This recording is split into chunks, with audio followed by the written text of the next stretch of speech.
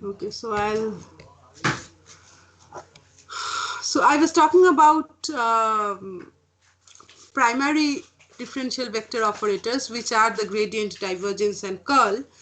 And you can take the, say, gradient of divergence of a vector is a scalar, right? So you can take the gradient of a divergence, which will give you a del square, uh, um, the gradient of the divergence of a vector will give you a vector.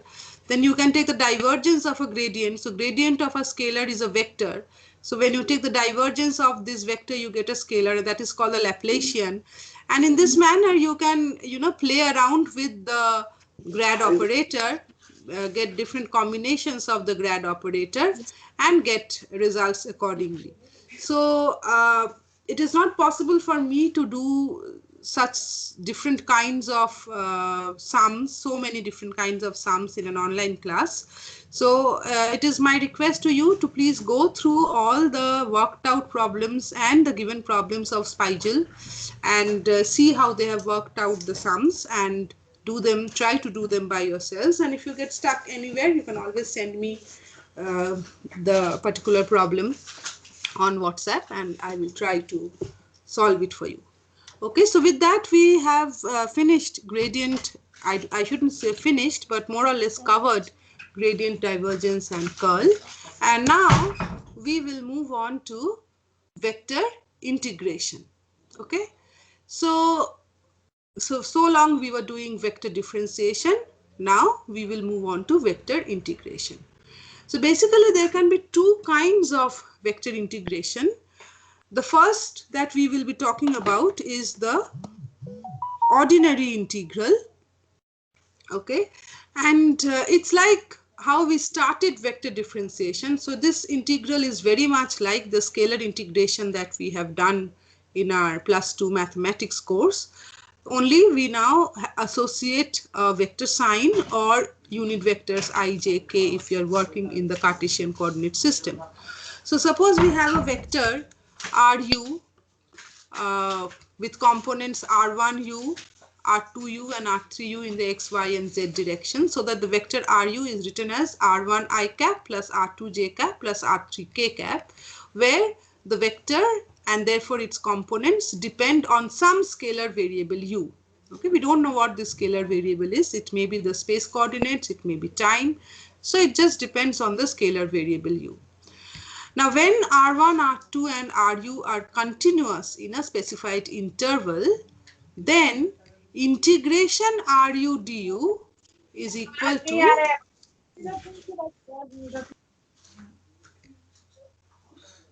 can you all hear me? Yes, ma'am. Okay. Yes, ma'am. Okay. So integration Ru du is simply you integrate the components separately. It's as simple as that. So you have the unit vectors I cap, j cap and k cap, they are constant. So you take them outside the integral and you integrate R1u du, you integrate R2u and you integrate R3u. And this is called the indefinite integral of Ru.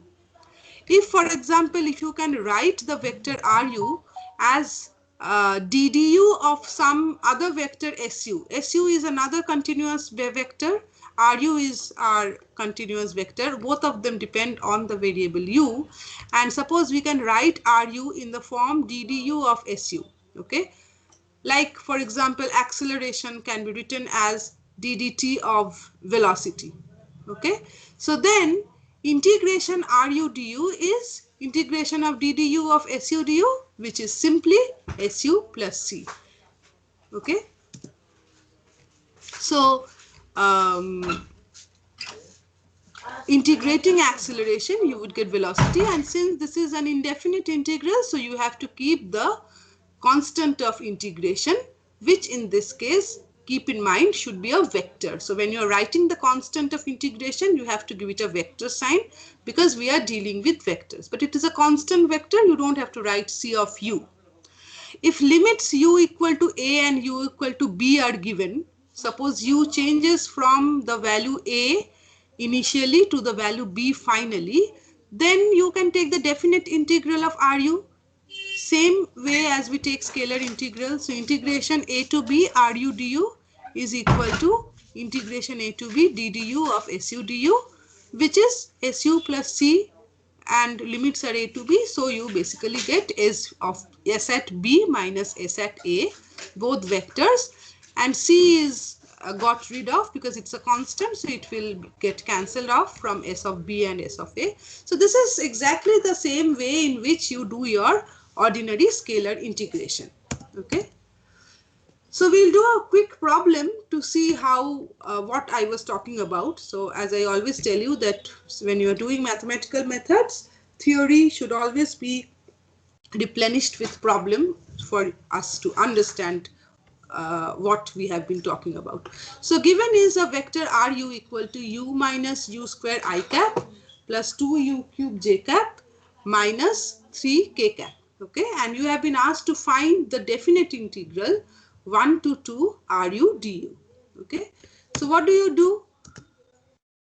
This is the integration that you have to perform. So you separately integrate the components. Integration u minus u square du I cap plus integration 2u cube du j cap minus integration 3 du k cap. Very simple. So this comes out to be u square by 2 minus u cube by 3. This comes out to be 2u to the power 4 by 4. So 2 and 4 cancel. So u to the power 4 by 2 and minus 3u plus constant of integration, because we have not yet given the limits. So when you give the limits, then you just write this down and put the limits in the same manner as you do ordinary integration. This is one of the easiest integration. You've probably done it in the beginning of class 12. So the only difference is here we have I cap, j cap and k cap in the front. So calculating, this is what I got. Please check your calculation because I might be wrong. I often make algebraic mistakes.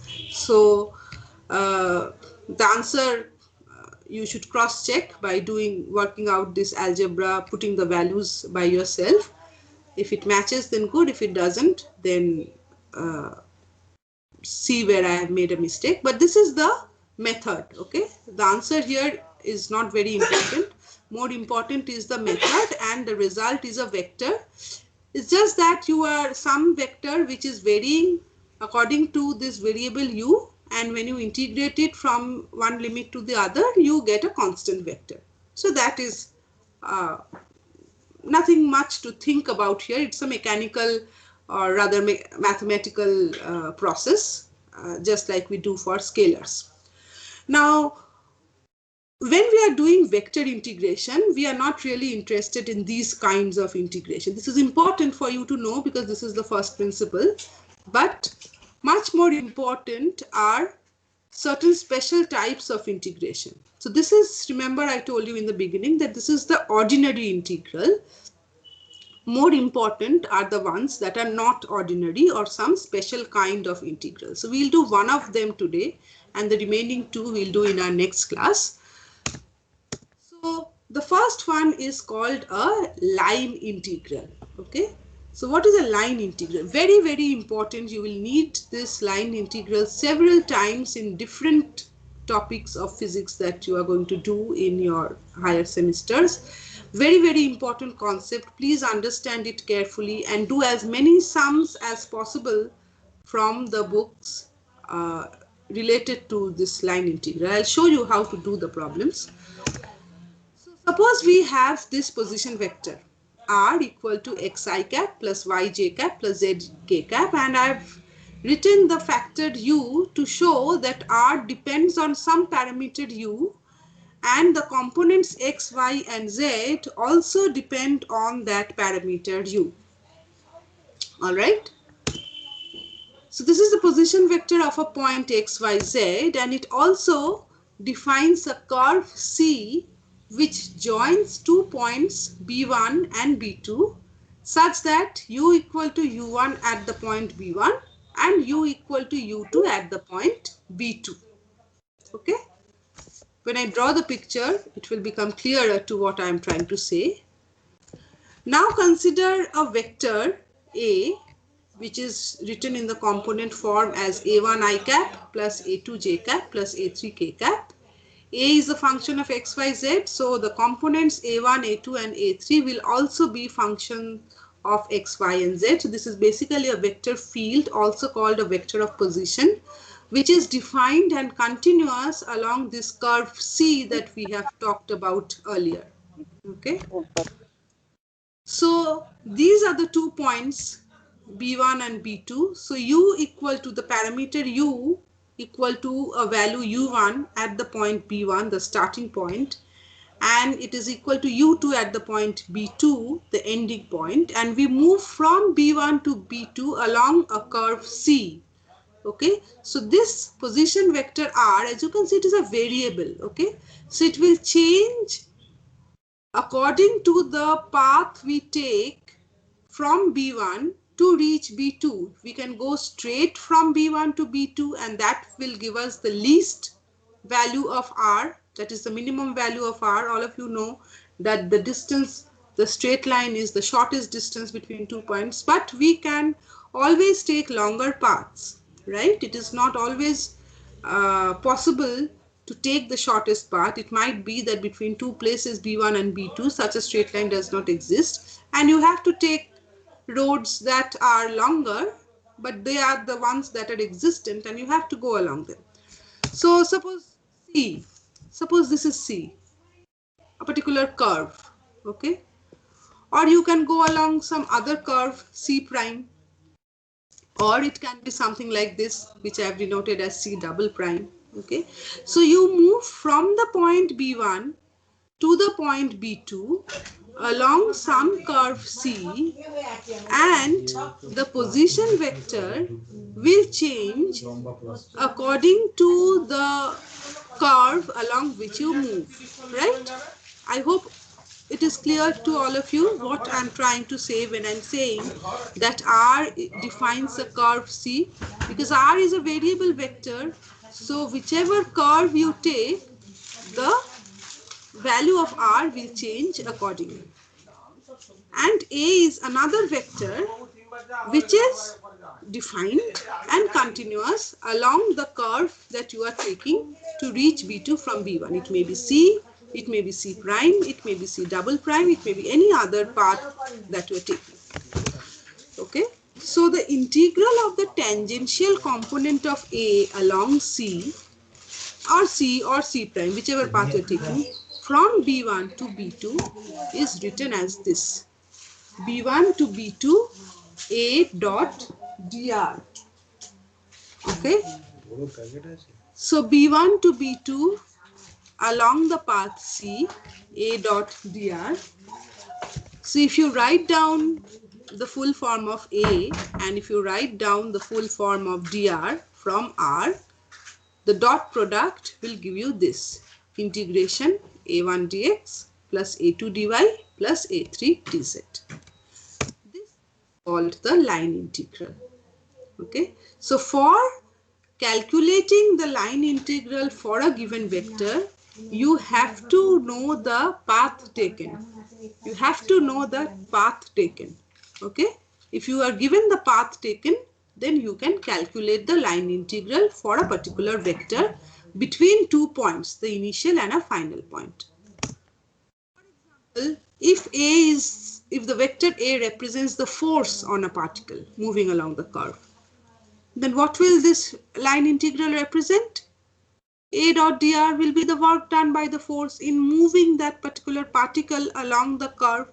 So when we say work done is F dot force into displacement, we are basically talking about the line integral. We were not taught line integral when we were first introduced to work done in perhaps class 8, but this is actually what we are calculating. Work done is integration F dot dr. Okay, the work done by the force on a particle in taking it from an initial position to a final position, obtained by taking a line integral. If C is a closed curve, which means B1 and B2 coincide. So you start from B1, you move along a closed curve of whichever shape may be, and you come back to B1. So your initial and final positions are same. You start from your house, you go to college, from college you go to Imami Market, from Imami Market you go to Forum Mall, from Forum Mall you go to the metro station, and then you take the metro and come back to your home. So whichever path you might have taken, your initial and final positions are the same. Then what you calculate is a closed line integral. You don't move from one point to another, you come back to your initial position. That is represented by this small circle on the integration sign. So Z is the closed curve, and this small circle indicates that you are talking about a closed integral. So then A dot dr is equal to closed line integral A1 dx plus A2 dy plus A3 dz. Okay, so this gives you the concept of line integral. If the force that we are the vector that we're talking about is the force, then we get the work done. Okay, so what we'll do now is I'll try to give you the concept of a conservative and non-conservative force field in terms of the line integral, and we'll do it in course of a problem. We'll do a problem through which it will become evident when we call a force a conservative force and when we call it a non-conservative force. We don't have enough time today, so we'll do only one part of the problem today, and the next part we'll do in the next class. So what is the problem? It says find the work done by the given forces along the paths 1 and 2 in moving the body from A to B. Also calculate the work done when the body returns to its initial position. So we are taking a body from the point A to the point B. The coordinates of this is only in the XY plane. We are not considering the Z direction. So initial and final positions are given and the coordinates are given. Initial position A has coordinate 0, 0, so it is the origin, and the final position B has the coordinate 2, 1. Okay, and there are two paths given. See, one is a straight line from A to B and the other is a parabolic curve from A to B. So path 1 and path 2. And also two forces are given, F xy I cap minus y square j cap and F prime 2xy I cap plus x squared j cap. We'll see that for the same path, the result is different when we try to find out the work done. Okay, so today we'll work out for this force F, and I will ask you to find out the work done for the other force as homework, and then we'll discuss the result in the in our next class. So this is F1 xy I cap minus y squared j cap. So work done is F1 dot dr. Now F1 dot dr is clearly xy dx minus y squared dy, and along 1, what is C? The path taken is a straight line of the form x equal to 2y. Since this is the position 2, 1 and this is 0, 0, so definitely evidently the straight line has the equation x equal to 2y. So dx equal to 2 dy. So what we do is we integrate f1 dot dr, that is we integrate xy dx minus y squared dy from 0 to 2 because x goes from 0 to 2, and we substitute all the y's by in terms of x. So from here we get y equal to x by 2, and from here we get dy equal to dx by 2. So in this expression of f1 dot dr here we have x into y is replaced by x by 2 dx, and again y is x by 2 whole square, dy is dx by 2. So this is the integration that we have to perform. Okay, so when you do the required integration, what you get is x cube by 8 between 0 and 2, which comes out to be 1.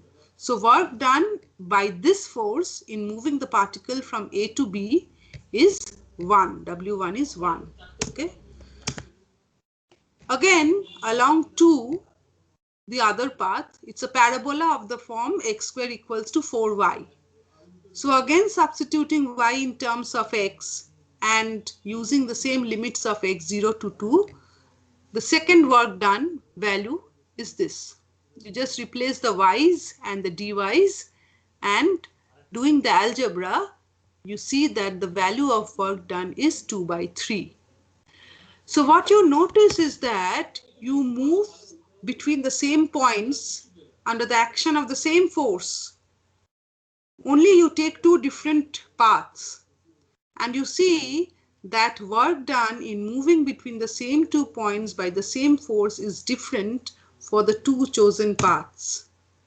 And if you return to your initial position, you start from A. So suppose you start from A, you go to B, and you come back along 2. Or you start from A, you go to B along 2, and you come back along 1. Then this work done will be the opposite. So it will be -1. So the total work done in returning to the position A, starting from B, is 2 by 3 minus -1, which is 5 by 3, and which is non-zero. So usually we know that when we come back to the same position, work done is always 0. If there is no displacement, there is no work done. But here we see in this problem clearly, we have worked it out that we have returned to the position, but the work done is non-zero. Okay. What I want you to do is, I want you to work out the same integral.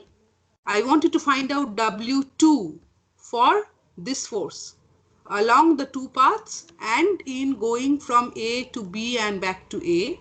And I want you to get the result, and with that result we'll discuss this problem and introduce the concept of conservative and non-conservative forces in our next class. Okay, since next Wednesday is a holiday, if I can manage, I'll take another class sometime next week, and that I'll let you know. Okay.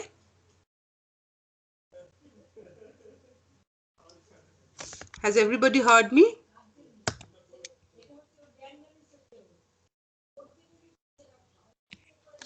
So I hope all of you have got the homework that I have given you.